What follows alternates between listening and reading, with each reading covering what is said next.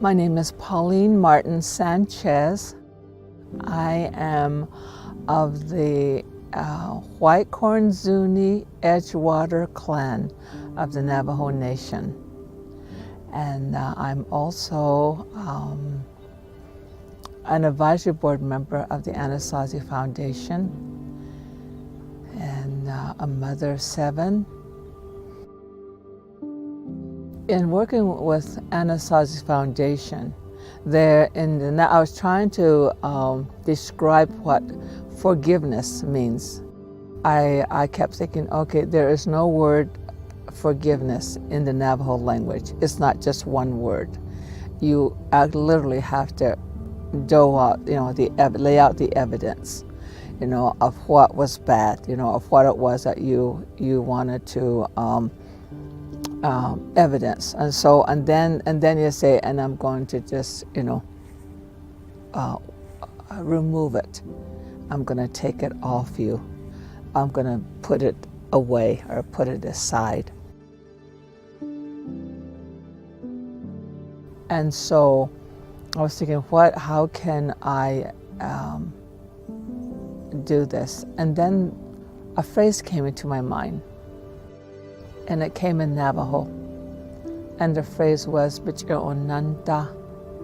And it means turn around back towards them.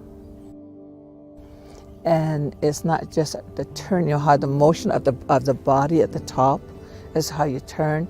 It's actually the feet the walking, the journey that you do, the steps that you need to take to be able to make that turn back to face them. That is what we do here at Anasazi, that in our walking there is a moment that we come to a cross point where we need to make an important choice.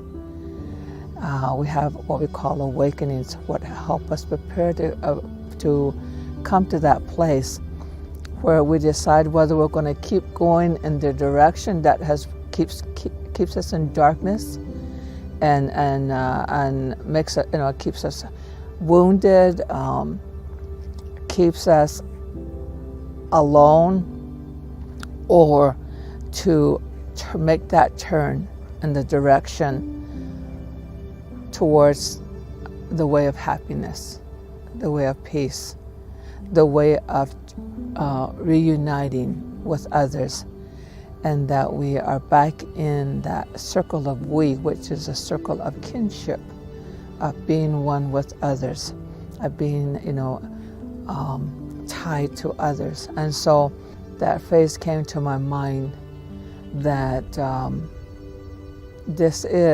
Anasazi is a place to turn for peace. Or sometimes, perhaps we're going in the right direction, but there's a moment we either have to kind of go, elevate our walking, right? We have to make it a higher walking, or there's always some kind of choice that we have to make where our journey is changed, the direction is changed, and not necessarily physically, but up here, and then our eyes and our ears, and the things that we do with our hands, and most importantly, what we do with our heart. It's a journey of not only physically walking and physically doing things, but more importantly, the inward, our spirit, our hearts, and the inward listening and the inward seeing. We get to experience out here a walking that helps us to see more clearly where we're at, and at a point decide, okay, I don't want to go in this direction anymore. I don't like what I see. I don't like what I hear. I don't like what I've been doing. And most importantly, I don't like how my heart has been, and how I feel alone and isolated from those people that are important to me.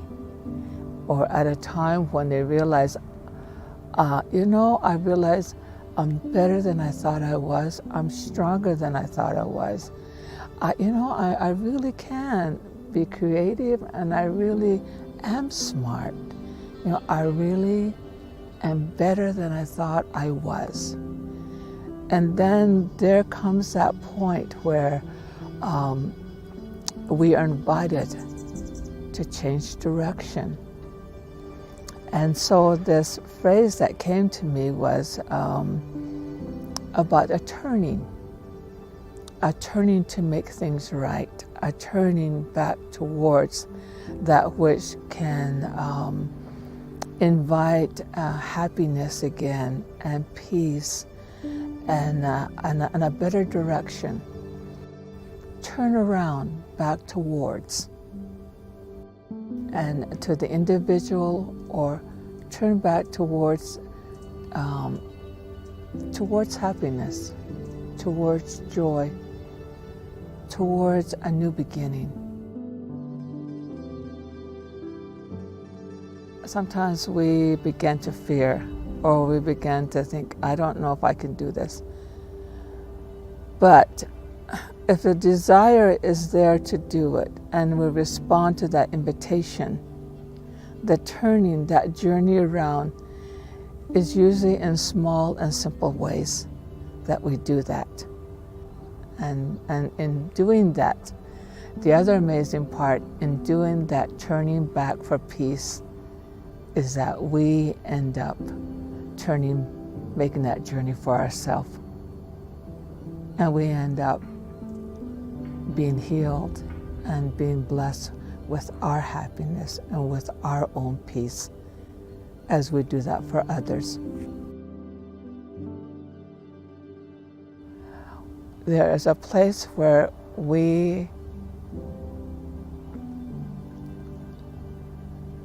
for the sake of another, will be willing to give anything and everything that is required. And so in our own lives, if there's somebody that speaks in that way, it gives us courage. It gives us an inner strength, a renewed determination, and you rise up to keep going, just because they're there, and just because they're willing to do whatever is required for you to be successful.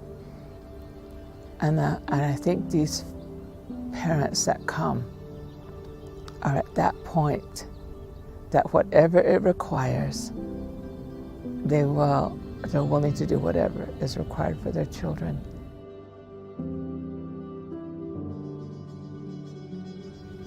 But our Creator, who gave us our children, just asks us to walk with them and invites us to leave things behind, to put things away that no longer need to be in us in every way, and leave the past behind. Turn towards a better tomorrow. I am Gentle White Dove, and I've spoken.